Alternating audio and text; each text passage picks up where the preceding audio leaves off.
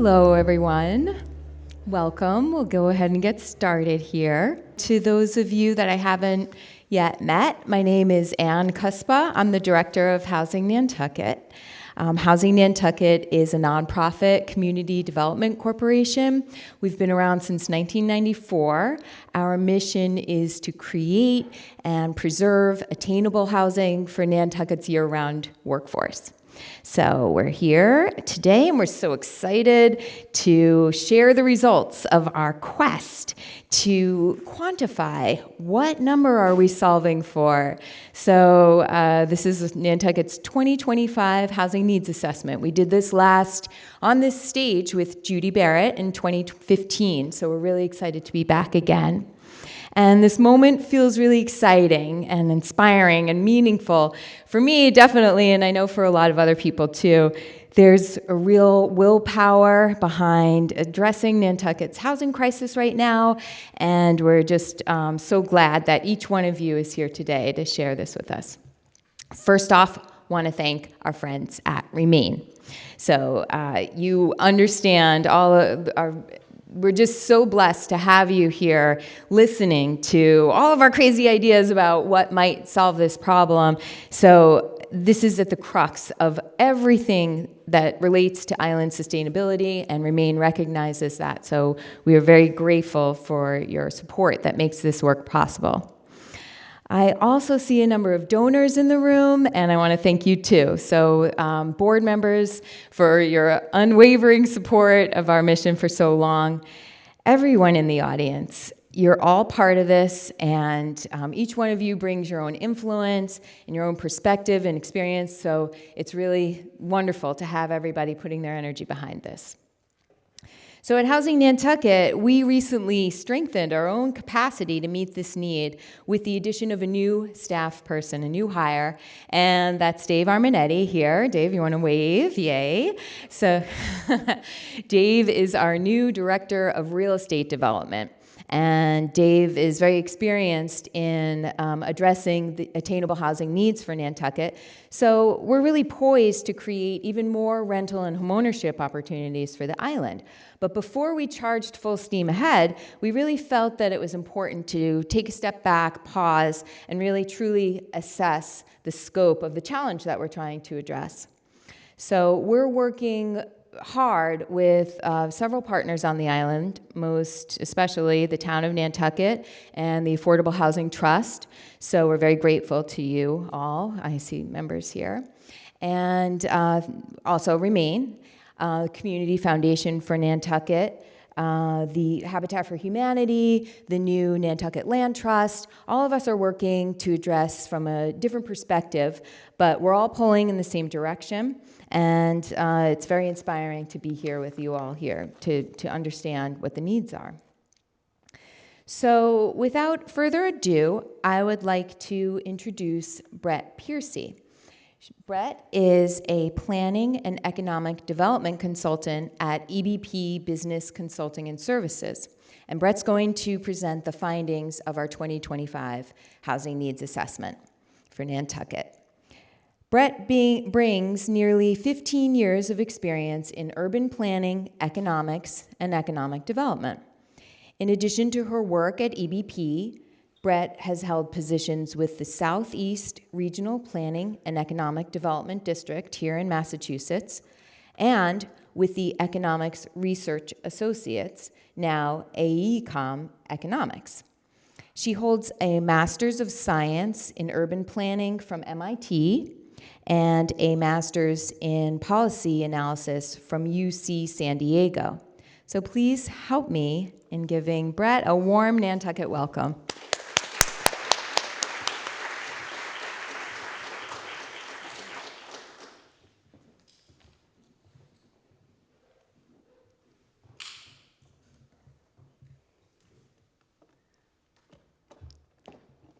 Super, thanks for that introduction, Anne. So what a wonderful turnout here. Really pleased to see this level of engagement on this topic. I understand that this is a topic that's been gaining attention and interest in the Nantucket community, particularly over the last several years. It's gotten some momentum. This is evident in accomplishments such as continued support for the Affordable Housing Trust at town meeting, progress toward meeting state-level subsidized housing inventory goals, and it's a top priority set forth in the town's 2025 strategic plan. Today we're going to take a look at one important slice of the issue, and that's how many Nantucket households are affected by housing unaffordability and at what income levels. This information provides important guidance as you work through, as a community, how to continue to address the issue.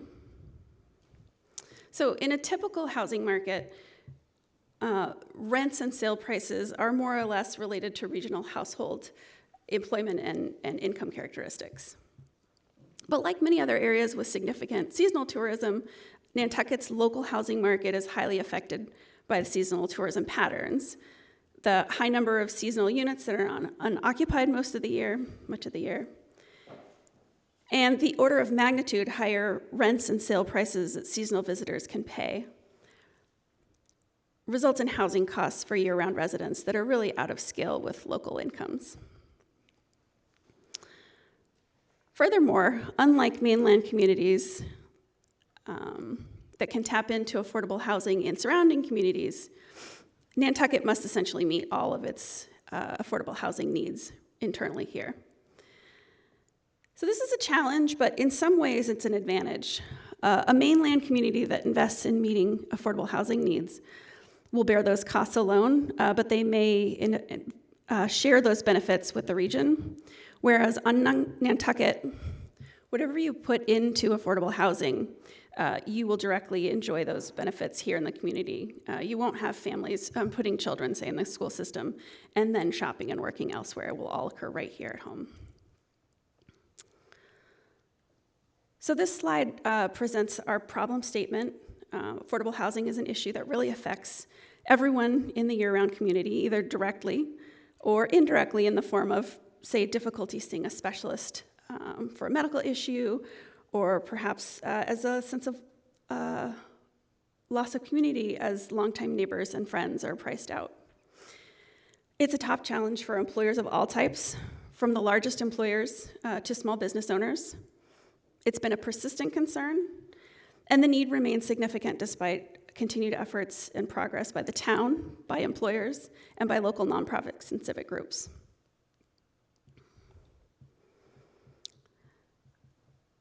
So the purpose of this study was to determine the number of low, moderate, and middle income households and identify the housing affordability needs at each of those income levels. Our research is summarized in the slides we're about to discuss today, as well as a full report that documents our methodology, the data, information sources, and our complete findings. So let's jump into these slides, starting with a look at existing conditions and trends in Nantucket's housing market. This graphic is a comparison of total housing units in 2023 and 2013. 2023 being the most recent year available for census data, which includes housing counts. As you can see, there are now nearly 1,000 more housing units than there were a decade ago, and a higher percentage of year-round units rather than seasonal units. So that's a nice increase in the supply of year-round housing.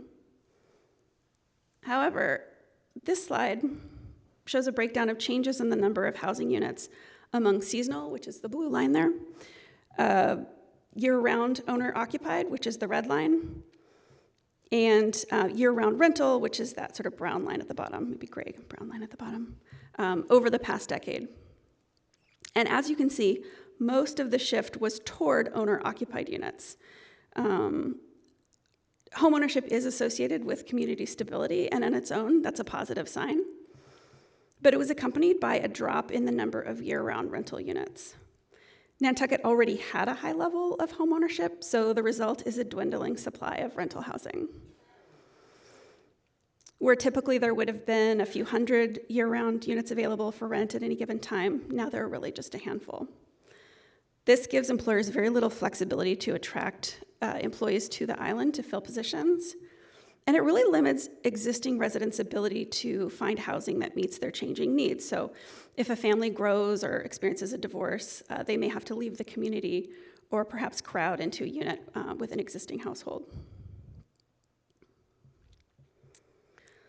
So that was a very brief overview of existing conditions in housing supply. Now we're going to take a look at housing cost, particularly relative to incomes. So these percentages are based on inflation-adjusted dollar amounts, so these are real changes. They're not due to inflation for an apples-to-apples comparison. As you can see, an annual household income of about $1.4 million would be needed to afford a median-priced home on Nantucket. And an annual household income of at least $130,000 is needed to afford an average fair market rental unit. Households that need 3 or more bedrooms may struggle to meet market rate rents even when their incomes well exceed the median. So now we're going to talk about a few indicators that show what the gap between incomes and housing prices means for Nantucket households. Here we're looking at cost burden. Households spending more than 30% of gross income on housing are considered cost burdened, while those spending half or more are considered severely cost burdened. The graph shows the share of households that are cost burdened and severely cost burdened on Nantucket relative to Massachusetts and the nation. So the red bar is Nantucket, the gray is Massachusetts, and the blue is the US. Together, about 41% of Nantucket households are cost burdened or severely cost burdened, which is clearly much higher than Massachusetts and the nation. And it's worth saying that Massachusetts itself is a very high-cost housing market. So not only is this much higher than Massachusetts and the national average, but the share on Nantucket is increasing. Another way to look at what the gap between incomes and housing cost means for households in the community is overcrowding. The census considers households with more than 1 occupant per room overcrowded, and those with more than 1.5 occupants per room severely overcrowded. For this case, rooms include not just bedrooms, living rooms, separate dining rooms, finished attics or basements or porches if they're suitable for year-round living. They don't include hallways, bathrooms, kitchens. The graph shows these 2 bars on the left here are Massachusetts, first for all households, and then renter-occupieds, and the 2 on the right there are all households in Nantucket, and then Nantucket renter-occupied. And you can see that even on Nantucket among all households, the level of crowding is high, and then when you consider renter-occupied on their own, it would be off the chart if I didn't make the chart that tall. It's very, very out of scale with the others. So,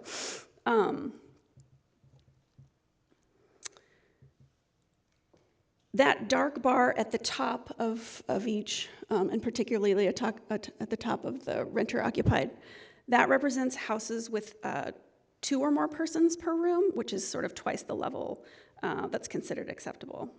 So when we were talking about the very limited number of year-round rental units, this is what that looks like for a significant share of the community that rents.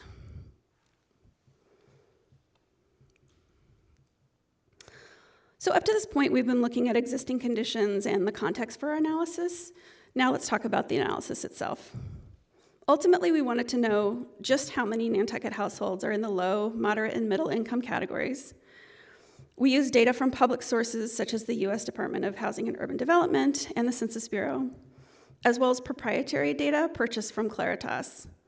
The Claritas data was necessary because the Census Bureau only reports income distribution and income characteristics for households earning up to about $150,000 to $200,000, depending on the measure. On Nantucket, that barely exceeds the median income, so many households in moderate and middle income categories are all grouped together with higher income households. And then we also interviewed key town staff, representatives from major employers and civic organizations.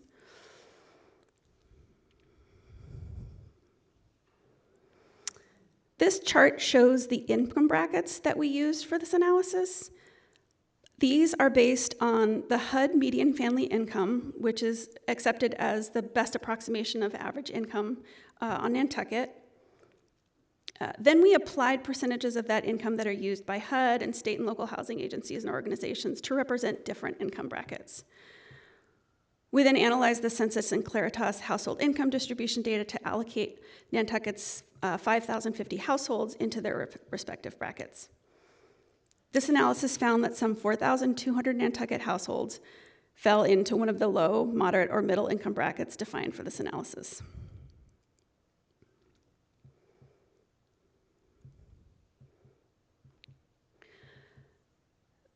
This slide shows the breakdown by category among homeowners and renters. So the number of households that fall into each of those categories that own and rent. And right off the bat, I want to address one of the numbers in the The number of households in the higher income categories are estimated using the proprietary data from Claritas. But the numbers in the 80 and 95% of AMI, those two lower categories, are consistent with what's reported by census. And I mention that because the number of homeowners in these categories is very surprising, and there isn't just one clean answer for that. There are medium and longer term implications for community stability and affordable housing associated with cost burdened homeowners. But the 1,150 renters who have very few housing options on Nantucket face the more immediate challenge, so I'm going to focus on that for now. On that note, let's take a look at our findings for renters.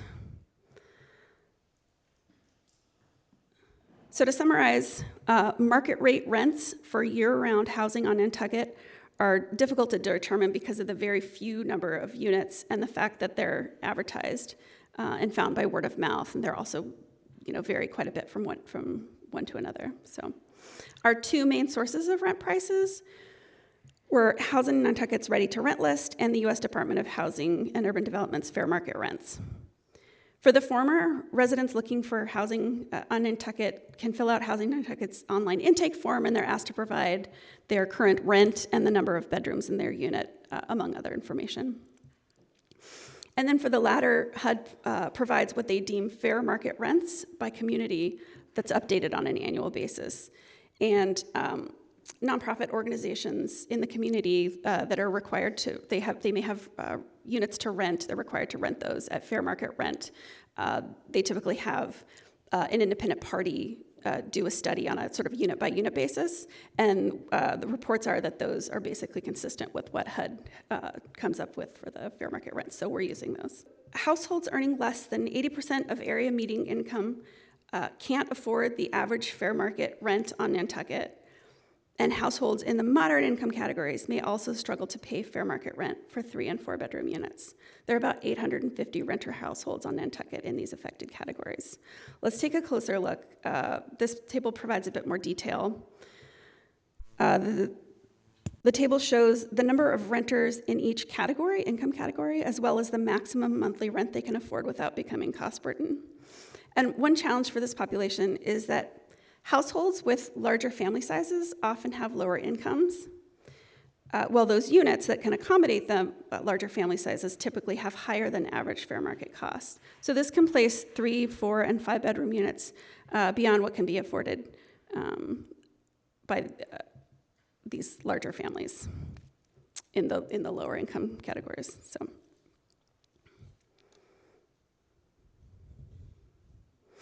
Now let's talk about barriers to homeownership. Our study found that renters in all but the very highest income category, the 240 of area median income, are completely priced out of homeownership. There are about 1,080 renter households in this category. And even the folks in the up to 240% of AMI group can be expected to struggle to find a home to purchase that doesn't require significant costs through repairs that may place that unit out of reach for them. This table illustrates why so many renters are unable to buy.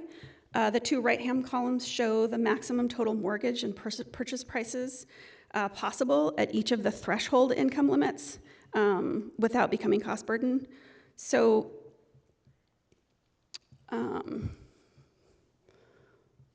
those maximum purchase prices, we know that there aren't very many houses for sale in that range, especially in those two bottom ranges in the third.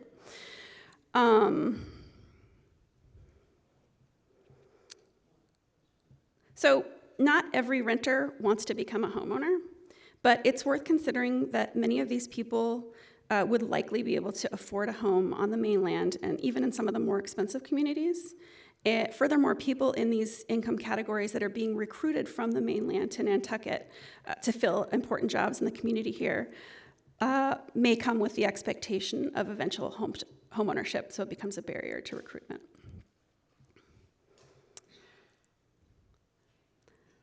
This slide is a bit of a sidebar meant to underscore the shortage of year-round rental housing on Nantucket. In addition to your prosperous tour industry, your community also has a thriving year-round population with all the needs and activities of a mainland community. This means town government, healthcare, transportation, goods and services. And all of these employ people who need a place to live. In any community, some people choose to rent and some choose to buy. And at the household level, that choice is made by very sort of unique and personal reasons for specific to each household. But at the regional level, we see certain patterns. For example, Massachusetts has a very different housing market and socioeconomic conditions than the nation as a whole, yet they have very similar proportions of homeowners and renters, just 2% difference. So as an exercise, we asked, what would Nantucket's year-round rental housing market look like at US or Massachusetts proportions?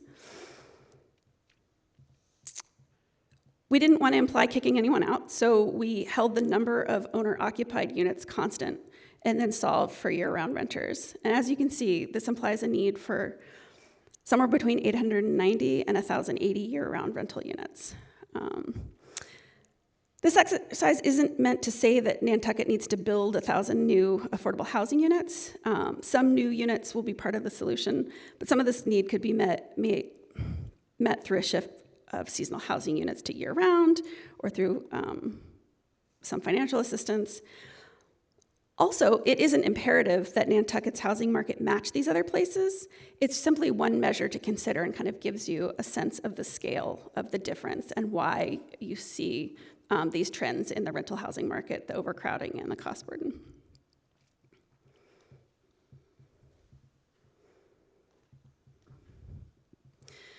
So we embarked on this analysis to determine how many affordable units are needed and what income levels. And there isn't just one answer to that question. There are a few ways to think about it, including the size of the year-round rental market, as we just discussed. Let's talk about a few other key areas of need that are indicated by this analysis. First, you could focus on reducing the proportions of cost burden and severely cost burden households.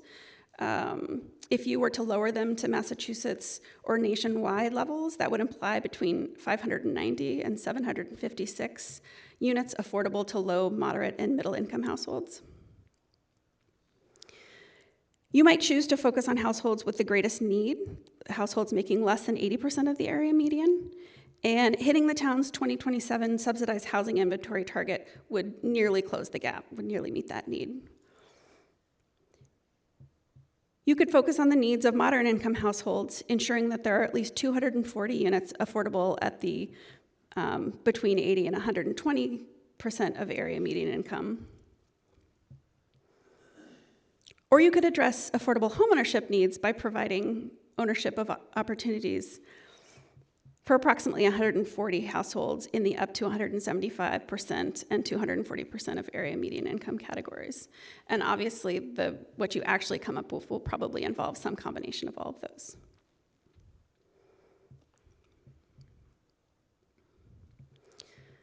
So the upshot really is that, well, I've said that not all of these needs have to be met through new construction. Some can be met by the shift from seasonal units to year-round, some by financial support for households facing cost burden. Taken together, the four issues that you see here, high levels of cost burden, significant overcrowding, scarcity of year-round rental housing, and the difficulty employers of all sizes have in recruiting and retaining workers because of housing challenges. Taken together, these all indicate a need for at least some new construction of year-round housing. The numbers presented here indicate a level of need. Ultimately, it's up to you in the community, working with the town, with local affordable housing providers, employers in the business community, and civic organizations to decide how to address those needs. And now we are ready to take questions. In the last year, how many affordable units have been added to the housing inventory on the island? in these different categories? I don't have that number on you. I don't. I'm imagining it's nowhere near what the need is.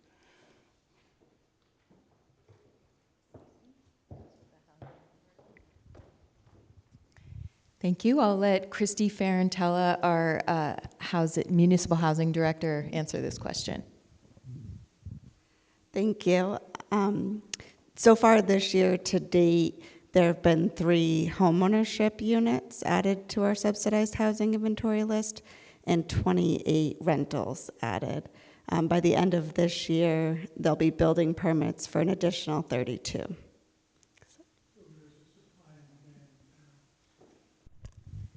The comment, would you like to repeat that? I just said there seems to be a supply and demand imbalance that's not being addressed by production.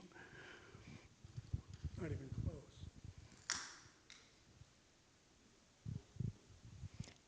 Mary Bergman, you've got a question? Yeah, hi, thank you.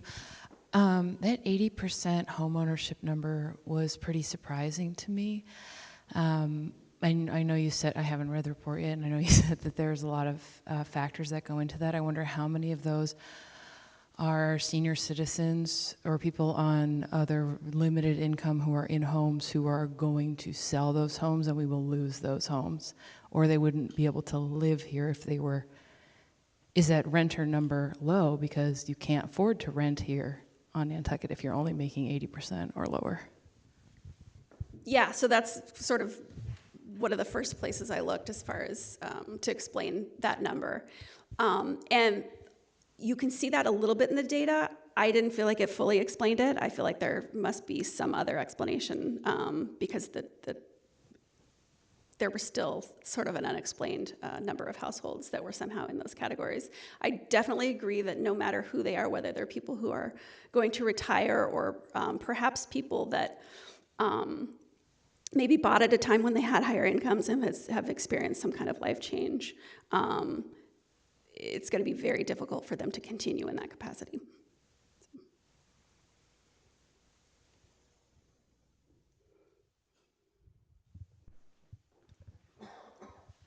Hi, 2 things. I was stunned to find out I'm low income. Uh, I have a 6-figure salary, but I don't pay a lot of attention. I do own my home, so that was really eye-opening. And to Mary's point, I think there probably are a lot of people that have an income that doesn't support the value of the home that they have because they purchased it some time ago.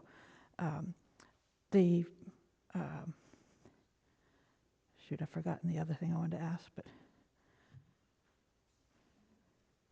the QR code, I'm not able, maybe it's my angle, so if you can just keep that up on the screen when you're done so we can walk up and snap it, that would be helpful. Sure, yeah. Yeah, and to your point about the people with the housing value that their incomes perhaps don't support, will growingly feel the effects of the dramatic increase in building materials, which we didn't cover in this study, but we looked at in a prior study for the building salvage materials study. So. Thank you. Lots of great information.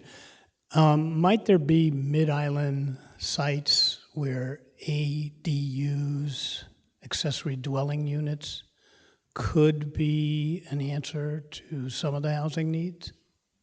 So that was beyond the scope of this particular study. I personally am a huge proponent of ADUs. We just built one for my parents a year and a half ago, and it's amazing and wonderful, and I think everybody should do it. But we probably have folks in the crowd who maybe know more about maybe Christy or somebody more about the spatial locations where that kind of thing might make sense. Is that, maybe not, maybe not. Well, the other thing that the purpose of this gathering here was to try to explore what further studies might we do from this point. So these are great ideas. The ADU, that's the Affordable Homes Act, has now made ADUs available by right for property owners. So this is an emerging capability that I know the Planning and Land Use is looking at. So yes, we are looking at that.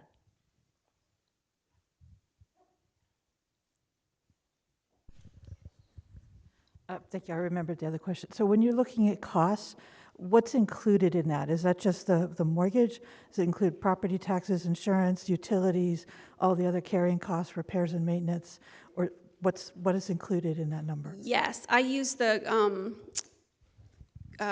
consumer expenditures survey to make estimates, to add estimates of insurance and repair, basically everything that was in the category that the consumer expenditure survey has for housing expenses is in that category.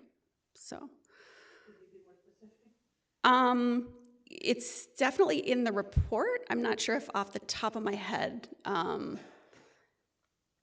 but that's meant to be a complete number for people who are actually, buying a home. It doesn't leave out like insurance or property taxes, any of that. That's all included. I had a question about what's the definition of household? Yeah, so it's a family unit. So it's either one person is a one-person household or sort of a family unit. If you have multiple families living together, the census divides those into separate households. So you can have separate households in one building. The census considers those two households. And did you look at any data that separates people that are way less than, what was your first break, 130,000? Because there are people on the island who make much less than that. And did you study anything about their households? So everyone up to the 80% is kind of lumped in together. And all of those people need sort of tremendous support to be able to rent or to own I guess not even to own, but to rent on the island. So we didn't break out anything below that sort of 80%.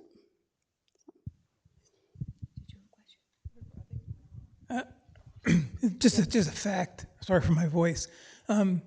Most of the retirees in this island who own their own house bought their house when they were making a good living.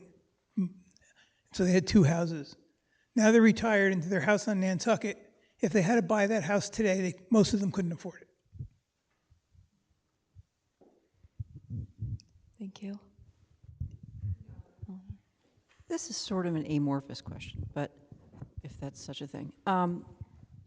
The idea, going back to the 80% home ownership, which was surprising.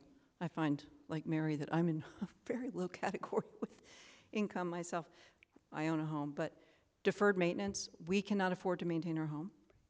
We can't afford, my home needs Botox like nobody's business. And I have a historic home. We can't afford it. We have 3 kids. We're typical paycheck to paycheck family, have been forever.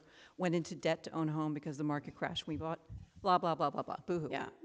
The point is, I have a very good job. My husband has a very good job. We're very lucky to have good jobs. However, wages are not keeping pace with, one, the ability to buy a home. I have a fixed rate mortgage. I've refinanced at the optimal moment. I got lucky, but I had to take out a HELOC to put kids through college. I know I'm pretty typical. I've maxed out my HELOC. I'm now back in debt the way we were. So, and then the deferred maintenance issue, if we want to go sell our home, we're probably not necessarily going to take a loss, but there's so much that needs to happen to make my home an attractive piece of property in terms of the structure. The property itself is good. So I don't really know what my question is, but I'm interested in knowing, like, maybe relative to that U.S. and mass comparison you had in terms of wages keeping pace. And Nantucket wages are higher than elsewhere, but they're still not enough, as you have evidence all in every slide. So I guess the question is sort of the next study. If what Anne was saying is what else needs to be studied is how do we help employers? And the other thing is employers need to be able to buy homes for their employees, especially the seasonal employees. That's a different avenue of the question, but it's sort of to do with the cost of maintaining a home on this island, which is exorbitant, unaffordable, and the fact that wages are not keeping pace with all of the costs involved in owning a home or renting. So it's kind of a yeah, and so when I discussed that slide, I sort of characterized the issues facing homeowners as more of sort of medium and long term. As a community, there are sort of medium and long term issues. For individuals, they may be very sort of acute and urgent needs. So I don't want to give that too much short shrift. The rental need is so acute. that I just wanted to make sure that that didn't get kind of overshadowed by the needs of homeowners too. So.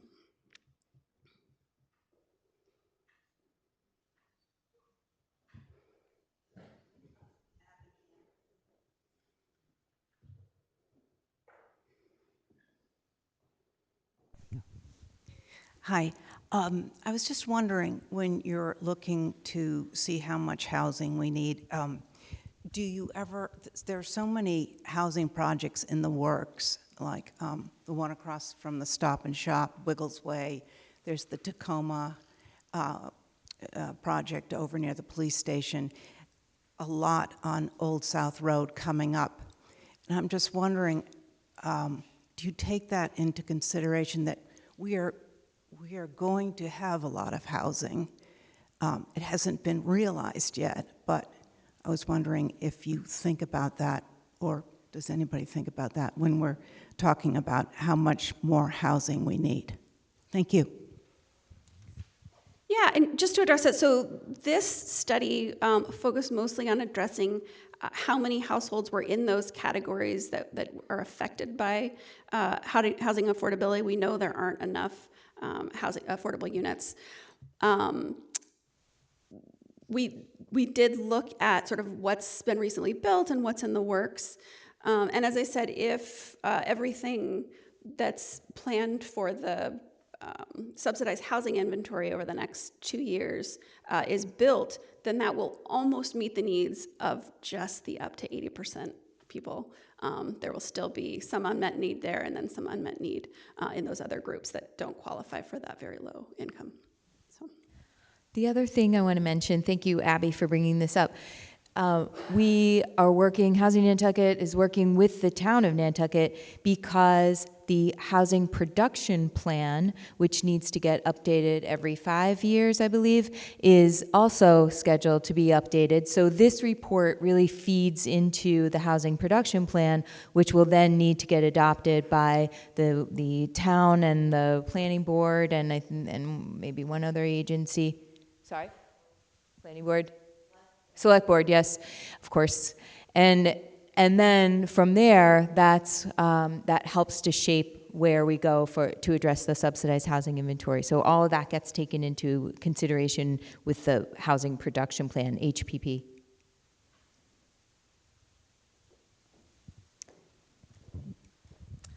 I was curious about how you compare your data to Massachusetts and then the US, and I know that we're a seasonal community rooted in tourism. Are there other studies that have compared Nantucket to other seasonal communities and how we compare within that ecosystem? Yes. There was a recent study, and you sent it to me. It was a workforce housing oriented study, and it compared Nantucket and two other, I think Vail was one of them, and maybe somewhere in Florida. So it was looking at a bit of a more limited group of folks than we were looking at, because it kind of cut it off at the workforce, whereas we go a little bit into higher incomes than they did. But yeah.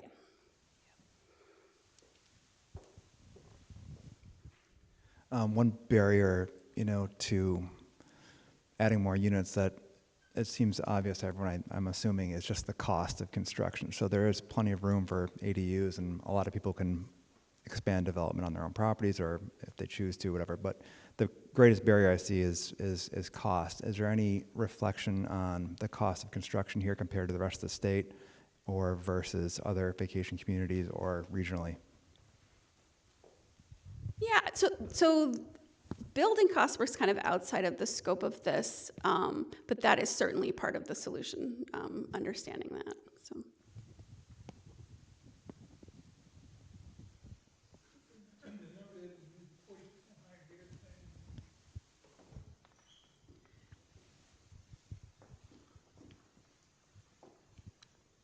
Hi, thanks. Just if you guys are going to continue to work with the town and Housing Nantucket, and if yes, if no, just wondering what we can do to help add to your data set as renters, as not these national organizations that you got to get some of your proprietary data from and such. Just want to volunteer any efforts on maybe the renter end and beyond to add to that? That's wonderful. Yeah, I mean, typically, sort of incomes and things sort of related to that are the thing that people are most sensitive about, and it's sort of the most difficult to get in surveys and things. But there certainly may be ways to kind of motivate the community to create kind of a data set that better reflects Nantucket. I think, you know, this data was sufficient for this particular look, but when you're starting to look at like household size and income, and if there's any sort of other demographics, maybe non-English speakers or other groups, this data is not at that level, and you would really benefit from sort of a community effort in figuring out who's here and what they need. You alluded a little bit when you had a comment on their houses that don't require significant repairs, and that got me thinking, this is not for you, but more for the town. How many people are at risk of losing their housing because they're right on the edge with their income? One medical event, one fire, and I know we've seen a number of families experience that in the last couple of years, but you know, how many of us are secure at the moment, but are on the precipice of financial instability or housing instability? Even just, you know, you have a good deal as a renter and the house gets sold from under you. You know, that I think is a picture that we need to look more clearly at. It's not just how many houses do we have, but how many people are at risk of instability in the future.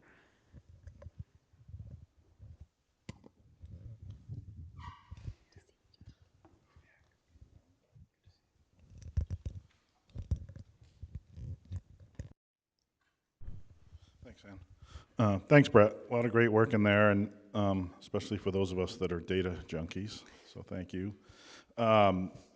There was one particular finding in there that was very interesting, but totally counterintuitive to me, and I'd be interested maybe even to hear from Christy or Tucker, people that have been, you know, knee-deep in this for more than a decade, in addition to the experience that I even have, was totally counterintuitive, was how new home ownership units have outstripped new rental units over the last 10 years by an exponent of what, 4? And everyone in this room probably knows how much new rental housing has been created in the last 10 years, which has been very significant, especially relative to what we had before here. And knowing how many year-round rental units have been created, but the finding was that all these new year-round ownership units have been created, and there was an aberration pointed out that maybe it was post-COVID related. I'm very interested to know, do you have knowledge of any other studies, either in Massachusetts or anywhere else, that show if that wasn't just as much of an aberration somewhere else? We know Nantucket became kind of a haven post-COVID for people, with the combination of it being far away, more secure, more isolated, and then the technology of people being able to work remotely. But it was totally counterintuitive to me to see, if the data is accurate, which I trust that it is, that non-seasonal single-family or duplex home ownership units outstrip new rental units by a factor of 3 or 4 or 5. Yeah. That So totally doesn't make sense to me. To be clear, they weren't newly constructed units, so it could be people who owned a unit already and just, yeah. But, you know, typically when I'm looking at this issue, I'm looking at it more, like I did a study for downtown Boston of what people working from home kind of means for how many people aren't on the streets. So I'm sort of looking at the other side of that. But the shift to working at home on Nantucket was significant. It was something like doubled, right? It was big. And I think that's a big part of what was driving that big kind of post-COVID spike that you see in people, you know, in ownership households. So. Because it came at a point that interest rates were high and rising. So that's counterintuitive to more home ownership from new buyers. Yeah, which is why I think a lot of those people were probably existing homeowners. But in the first 2 years after COVID, before everyone before interest rates really started to have an impact, and before the impacts of inflation were really being felt, there was such a kind of labor shortage that wages were just really increasing at that time. So I think people were feeling very wealthy right after COVID. I think some of those people may be finding now that they are overhoused. So.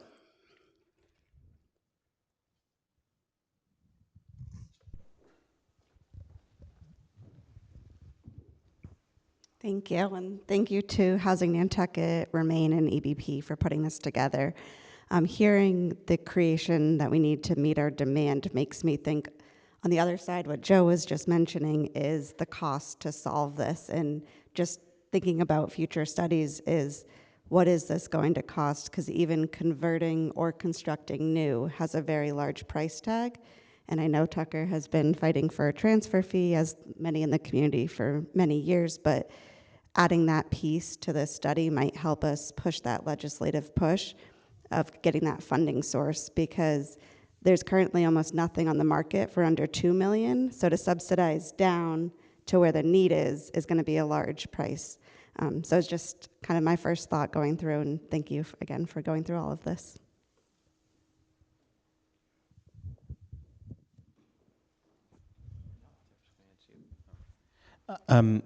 Yes, thank you very much for this information presentation.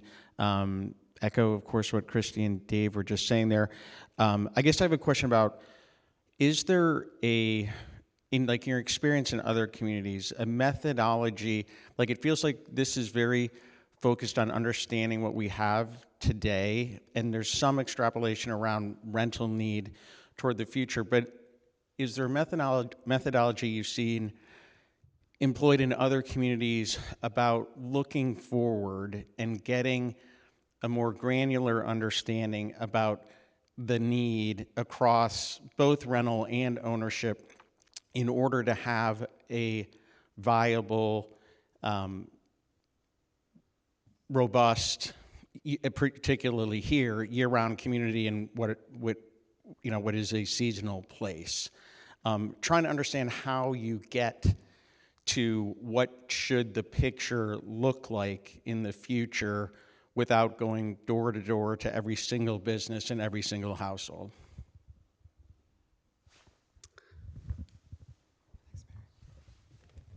So most of the communities that are doing this, it's sort of done at the regional level. Some of the bigger cities do it, but a lot of times like a MAPC or the bigger planning agencies will make those kind of predictions into the future. For communities with such unique profiles, with the sort of that tourism sort of continual churn that's caused by that, and the really high prices that commands. I'm actually not aware of any other community that's trying to make that prediction for the future. So probably more could be done to look at their different distributions of kind of ownership housing and how they protect units from becoming sort of seasonally occupied or seasonal rentals, that sort of thing.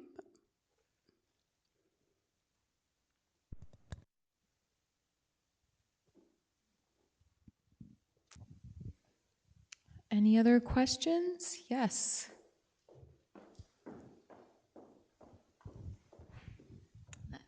Hi, everybody. I'm wondering if, and I'm a little late to this conversation, but is there a standing partnership between the town, Housing Nantucket, and major employers so we can pool capital, share sites, and publish one public housing pipeline into each quarter, like a Nantucket Housing Compact? We have a housing work group that we convene every month, and we get together representatives from the town and different, it's more from the approach of service providers, more than engaging with employers themselves. But we're all trying to communicate what projects we have in the pipeline and try to make sure everybody knows what we're doing so we don't, we can move forward together. But that's where we're at right now. And studies like these help to direct what we're doing, but certainly meeting with people and the Chamber of Commerce represent, like more at the higher level, all of us talking about it. So does that answer your question? Yeah, it just seems like everybody seems to be interested in this, and it would benefit every employer pretty much in town, especially the hospital, to have a collective where that capital is pooled, and the conversation can sort of come from that place, I guess. I mean, it sounds like it's sort of in the works a little bit, but I'm not sure if it could be more formalized, if that actually might create more solutions, solidify solutions. Yeah. I mean,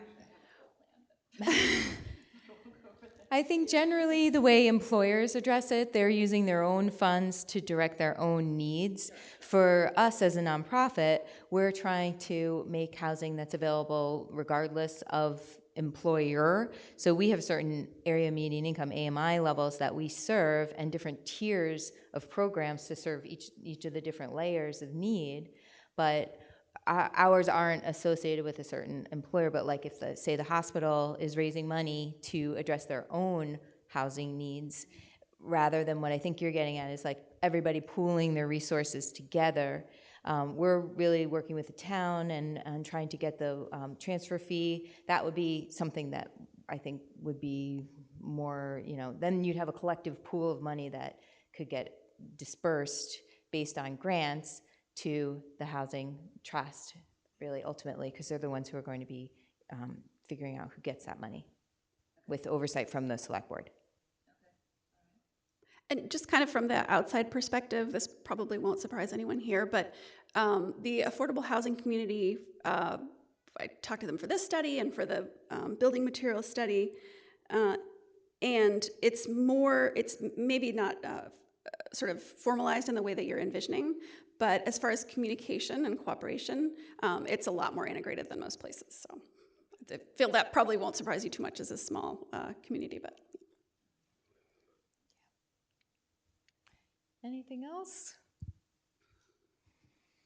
Okay, well, I encourage everyone to, if you're not already signed up for our newsletter, we'll be writing a blog post, and you can go on to our website, housingnantucket.org/blog, and we're always updating all the different things that we do. But we'll be putting this presentation as well as the full report, and NCTV, thank you very much for coming out and filming this for us. So we'll be putting a recording of the presentation there, as well as I heard someone mentioning other studies in other communities. That's a moonshot report. So we'll have a link to that within the blog post. And then I know the town has a study that they're doing right now with UMass Amherst, UMass Donahue Institute, trying to figure out, and I'm going to let you say what this study is about here, if you don't mind. They went to a meeting with Libby. If you don't. So thank you. The UMass Donahue Institute is looking at the impact to businesses for not having affordable housing and how a transfer fee could generate revenue towards solving that issue. Okay, thank you. And all of this we update regularly through our monthly newsletter, so I hope that all of you sign up for that if you aren't already, and become a donor if you're not already too, because we need funds in order to facilitate this type of work and get the buy-in from the community. So thank you very much.